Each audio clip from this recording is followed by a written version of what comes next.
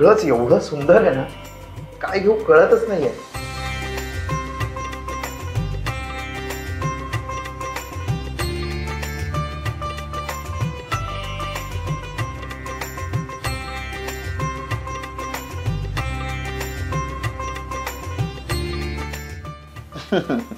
माझं गिफ्ट? अरे आय आय आय.